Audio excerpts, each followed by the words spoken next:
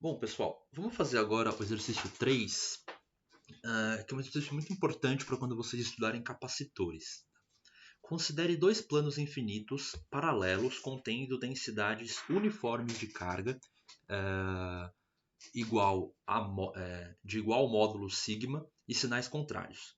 Calcule o campo criado pelo sistema. Considere a região entre os planos e a região externa aos planos. Então a ideia é a seguinte, ó. A gente vai ter dois planos carregados. A gente vai ter um plano aqui e outro plano aqui. Tudo bem? A carga desse primeiro plano vai ser mais sigma, a densidade de carga, né? E a densidade de carga nesse segundo plano é menos sigma. Tudo bem? O que acontece? Deixa eu fazer aqui uma pequena digressão. A gente viu na primeira parte do curso, na parte que a gente discutiu ali o campo elétrico de um plano infinito, né? A gente viu que o campo de um plano infinito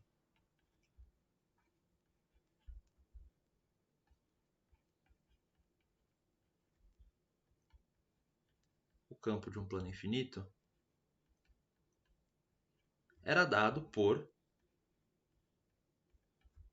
sigma sobre 2ε0. Né? A gente viu isso, a gente calculou o campo de um disco a uma distância h do disco e fez o limite para o raio do disco e para infinito, e aí a gente viu que o campo era uniforme, né? Ou seja, o campo de um plano infinito ele é uniforme. Então a ideia é assim, a gente tem um plano, né? Se a carga dele for positiva, o campo elétrico vai ser uniforme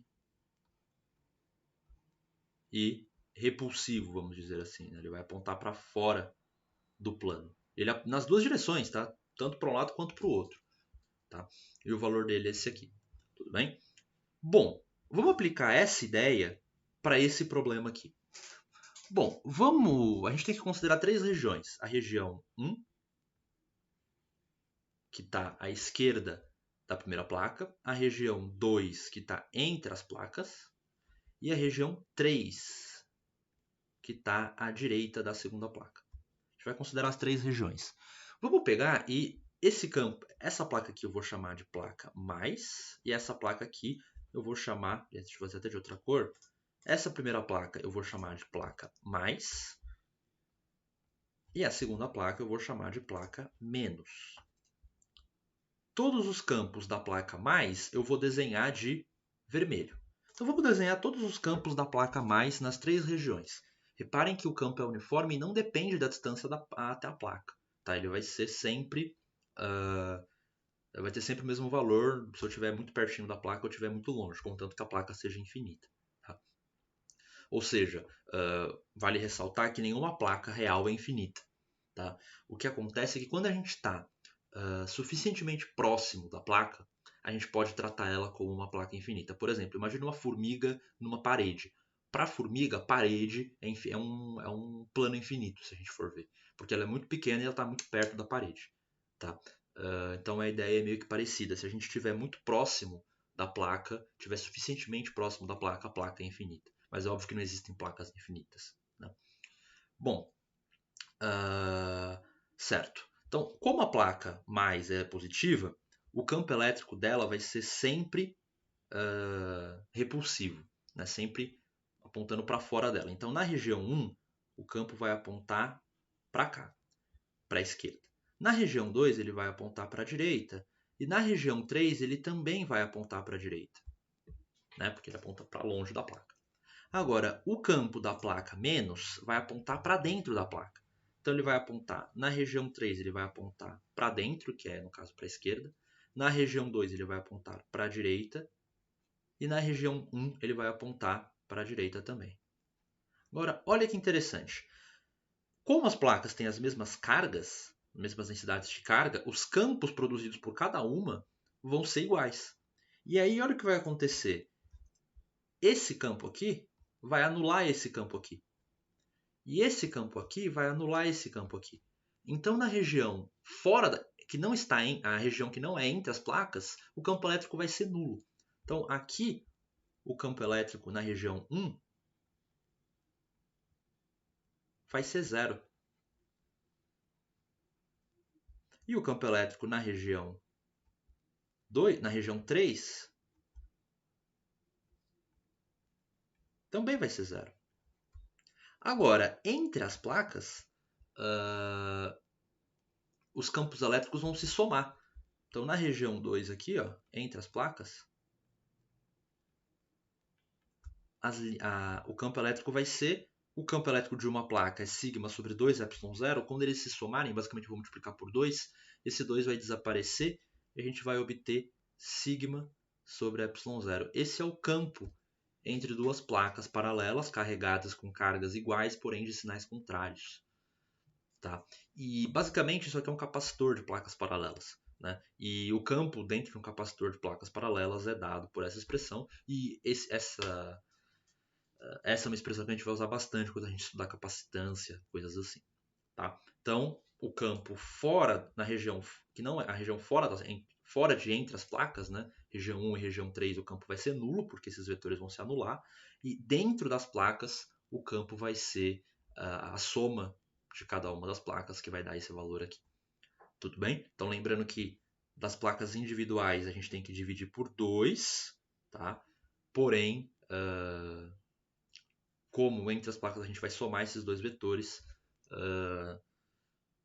o fator 2 aqui some e fica só sigma, fica simplesmente sigma sobre ε0. Tá? Então é isso. No item B ele pede, deixa eu aproveitar para fazer o item B, deixa eu apagar essa parte aqui. Ele pede para a gente desenhar as linhas de força do campo. Então deixa eu desenhar aqui as placas de novo. Né?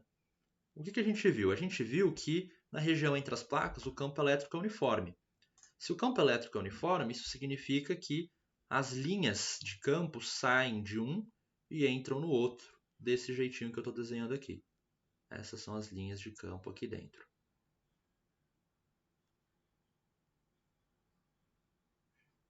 Né? Aí a gente pode imaginar o seguinte: bom, isso vale então se a gente tiver as placas infinitas. Mas e se as placas não forem infinitas? Será que isso é uma boa aproximação?